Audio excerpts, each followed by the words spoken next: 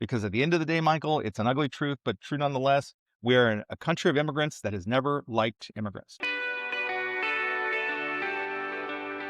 And what a pleasure it is to welcome back to the show my friend Ruben Navarrete, a syndicated columnist, a podcaster, the host of Ruben in the Center. You can find all of his work at Navarrete Nation at substack.com. His new piece, which is must-read material, is called 10 Things We Learned from the Ice Storm in Minnesota, or damn well should have. Ruben, congratulations on the piece. Congratulations on your insight. You learned some of those factors growing up in the home of a police officer, right? I mean, your dad was a cop in San Diego for how many years? Yeah. So, Michael, good to be with you again, my friend. Always great to be with you. My father was a law enforcement officer, a career he loved and really struggled to have and struggled to obtain. He was on the job for 37 years before he retired. He spent 22 years in retirement, and he did it all in Central California, where we're from, native Central Californians. And interestingly, Michael, my father passed away. I don't know if you know this, but he passed away about 6 weeks ago. And it's interesting that that was kind of overlaid with so much of what's been happening with ICE raids and the like. Here's why. My dad loved policing, and my dad practiced policing the way that a lot of men and women do practice policing every day in America, with rules and guidance and standards and training. Imagine that. And so none of that seems to be at play with what ICE is doing in Minnesota and elsewhere. And so it was kind of poignant how those things came together. Yeah, now there's a lot going on right now with Greg Bovino, not to be confused with Bongino, and not to be confused with Kristi Noem. But what is different about the ICE problem that we have right now and the series of disasters involving ICE that wouldn't happen with normal cops? Well, I think the start of it, you have to go back to the quota aspect of it, and first the hiring quota. The fact that the big beautiful bill provided something like $75 billion for ICE and Department of Homeland Security, and they said right away, we're going to hire 10,000 officers, and we're going to hire 10,000 new ICE agents. We're going to make an agency that is already big even bigger, 2-3 times the size of the FBI, but we want to do it in a hurry. So in order to do it in a hurry, Michael, we're going to take our 13 weeks of training and trim it down to 6 weeks of training. We're going to lower Okay. our qualifications and standards and say you could be of any age, not have to pass tests, criminal, drug, or other tests. And so you end up with this. You end up with this mess where people are on the ground in a place like Minnesota, Michael, untrained, pushed to meet a hiring quota, and they're going after another quota, a quota set by Stephen Miller. Hey, get me 3,000 arrests every day, could you? 3,000 arrests per day so I can get 1 million over the course of a year. And that's why they've gone beyond the jails, and they're grabbing people at hospitals, schools, and check-in courthouses and the like, because they're under pressure. So it's really those two quotas, Michael, that really perverted and corrupted the law enforcement operation in ICE with ICE.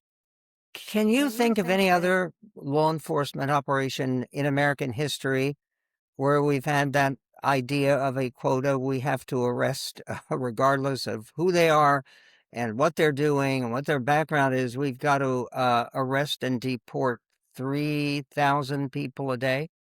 It happens at the local level in minor ways. For instance, there are cases you can read about of having like a contest among beat cops at a given station, maybe in Seattle, maybe in San Diego. How many tickets can you write in your 8-hour shift?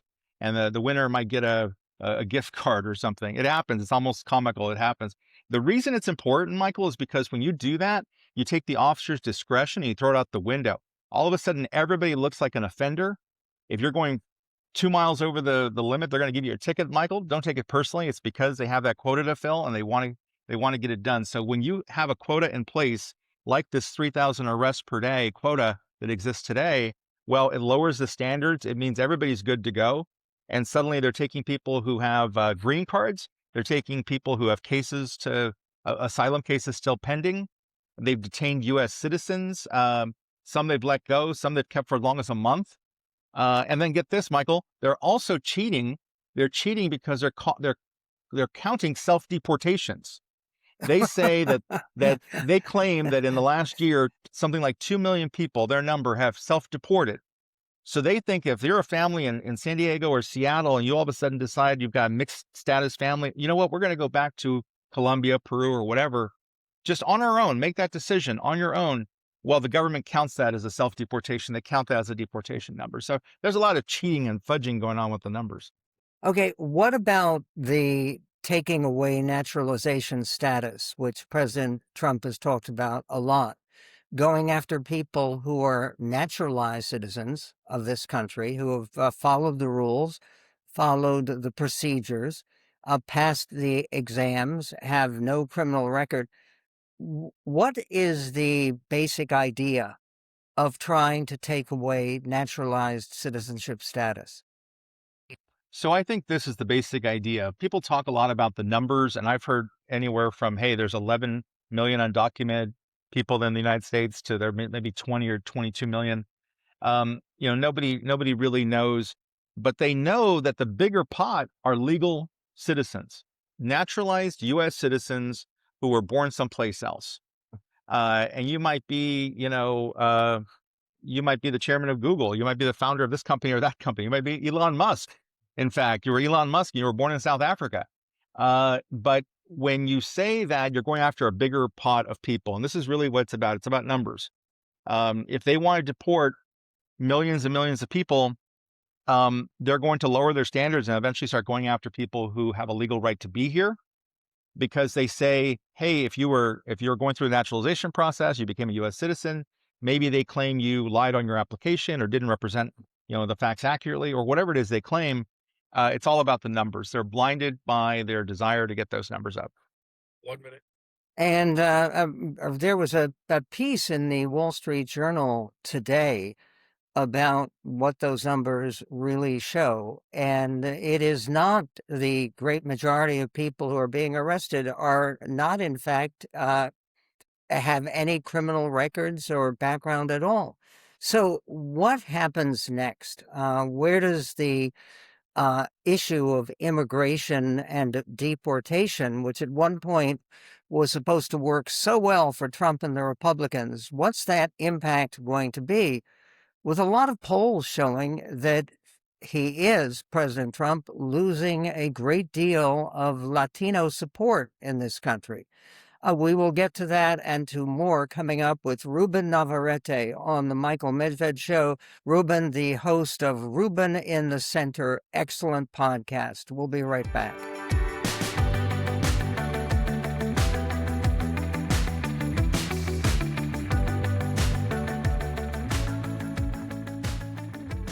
And on the Michael Medved Show, with so much of the country focused on this issue of deportation, because it's not an issue of immigration anymore. I mean, it certainly isn't an issue of immigration when you're talking about wanting to go after people who followed the rules and actually went through a naturalization process and get them to leave the naturalization process and leave the country. I mean, what is going on and where do we go from here? And what's the political impact of this entire fiasco? We're talking with Ruben Navarrete. Ruben is a syndicated columnist and a podcaster, the host of Ruben in the Center. You can find his latest material not just at michaelmedved.com. You can find Ruben at Navarrete Nation at substack.com. Ruben, have we learned something else about the immigration issue because of the shifting tides of politics in the midst of this conflict? Yes, I think what we've learned, Michael, is, God bless this country. We are a people as Americans who understand fairness and common sense. And we understand that if you are a criminal, undocumented immigrant with a warrant, has your name on it, you've committed a crime, they know where you live, then you're going to be escort out of the neighborhood outside of the country. And that's fine. That's completely legitimate. That's a lot different than what's going on now, where people pop out of trucks at the Home Depot, Border Patrol agents, and just grab people at will. You saw a Republican who was a candidate for Senate in Minnesota, who ultimately decided not to run as a lawyer, decided not to run. And he said that one of the reasons is he couldn't justify to his daughters how it is that we profile Asians and Latinos. So he's centering on the fact that so much of the operation in Minnesota has been targeted through racial profiling on Latinos and Asians. Here's the point. If you play by the rules, you don't get to change the rules later and say, well, we're changing the rules now. We appreciate that you stood in line, you paid your fee, you went through the asylum process. If you go apply through the asylum process, or you become a U.S. naturalized citizen, or you have an H-1B visa, okay, you're a foreigner. You were born someplace else. You may look different. You may have a different language, but you played by the rules to get here. We're supposed to welcome you in. Donald Trump and his administration have changed that, because here's the ugly truth. This is very much anti-foreigner. This administration's policy toward immigration doesn't so much care whether you have a green card or don't have a green card, if you're a citizen or not a citizen. They see skin color, they see foreign. And, I always tell people, if you want to understand our immigration system, don't study law, study history, study U.S. history, and see what they said about the Germans, the Italians, the Irish, the Jews. They always say that the people who are coming are somehow inferior to the people who are already here, because at the end of the day, Michael, it's an ugly truth, but true nonetheless. We are in a country of immigrants that has never liked immigrants. And which is an amazing and important aspect of American history to understand. In the midst of everything that immigrants have achieved and attained and contributed to the United States of America, and immigrants from everywhere, what about the question here? The fact that there are people wandering around on the streets who have committed crimes. Why wouldn't it be enough to just focus literally on those people? And why haven't we done that? Why haven't either Republicans or Democrats said, no, we're going to really mean at this time, we're going after the worst of the worst, people with criminal records. Now all of the numbers show that the overwhelming majority of the people that they're picking up, and not just at the Home Depot parking lot, but at schools and churches and workplaces. Why not go after the real criminals? They have no criminal records. You're right. You've seen the same statistics I have. Somewhere between 70 and 90% of the people who are picked up have no criminal record whatsoever. The answer to your question, why not go after the real criminals, it kind of dovetails into this discussion about the jails and the fact that the administration is trying to twist this and spin the language to suggest that somehow Minnesota brought this onto themselves because they have a, quote, sanctuary policy, and they won't let ICE near the jails. Well, the problem is you could take all the undocumented immigrants out of the jails. You could take all the people who have existing warrants with their names on it. The numbers wouldn't add up. You can't get to 1 million people a year that way. That's just not how you get there. You're going to have to bend the rules, break the rules, throw out the rules to get to that million number. You cannot make it on 3,000 people a day is an enormous amount of people. And that's why eventually you have to start getting into what we consider sacred territory, which are people who came to the country legally. They were naturalized. They have asylum cases pending, whatever it is. They're on an H-1B visa, but they're still foreigners and they're good to go in terms of this administration. It's striking, but it's all about the numbers, Michael. Okay, what about the sanctuary city idea? And of course, Minnesota was a sanctuary state, the Minneapolis a sanctuary city. Is it true that sanctuary cities have higher crime rates because they have welcomed undocumented immigrants? That's not true. We know that. You and I have spoken about that before on the show. The FBI statistics show consistently that in cities with lots of immigrants, you have lower crime rates than you do with native born. We have a native born crime problem, not a immigrant crime problem. But the whole idea of sanctuary, Michael, is a myth. It's always been a myth. I've been writing about this for over 25, 30 years. And here's why it's a myth. Guess what? Minneapolis, Minnesota is a sanctuary city. Has that stopped the federal government from going in there? apprehending people, now literally killing U.S. citizens in Minnesota? The answer is no. If there's a sanctuary, it's made out of cotton candy. It's not something that holds up. It's in name only. And one of the reasons this myth has been perpetuated is it serves both Democrats and Republicans. Democrats get to say, hey, we declared Minneapolis a sanctuary city. Vote for us, Latinos. Vote for us, immigration advocates. We're compassionate and kind. And the Republicans get to rail against it with their voters and say, oh my goodness, it's a sanctuary city. That's lawlessness. So whenever and you know this, you've done this a long time, Michael, in politics, whenever you have the two parties working together on the same narrative, God help you. Because because when Democrats and Republicans, for their own reasons, start saying that Los Angeles is a sanctuary city, that Seattle's a sanctuary city, how's that going? This is not something that means anything. You might as well say that California's, the state flower is the golden poppy. Big deal. It's a symbolic thing. And so that's the problem. People misunderstand what a sanctuary city is, Michael. There's no such thing. The federal government does not care what the city council of Minneapolis or Seattle says. They're going to go in there and arrest people. Okay, right now, people know that President Trump did better among Latinos in 2024 than he did in either of his previous races. Yeah. How do you think his successor, if his successor is, say, J.D. Vance, how is he going to fare among Latino voters? Very quickly, very badly. He's going to do badly because he's going to inherit all of this bad. He has none of the charm that Trump had with the Latino community. But even the statistics and the numbers and the polls right now show that Trump has lost that support over immigration enforcement mostly. And it's too bad because Republicans had something to brag about coming out of that November election, saying that they'd gotten half of the Latino vote. That's an incredible thing. But they've lost it now. They can't recapture that. Trump, if he were on the ballot today, Michael, with this record, wouldn't come anywhere near those numbers. J.D. Vance, forget about it. He's in real trouble.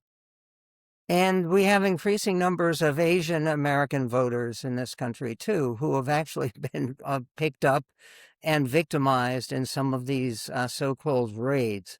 The 10 things we learned from the ice storm in Minnesota, or damn well should have. Outstanding column by Ruben Navarrete. You can read it at michaelmedved.com. It's where it's linked to this interview. And you can also find it at Substack, at Navarrete Nation at Substack.com. Ruben, all best to you and to your wonderful family and to our country going through this bit of passable turmoil.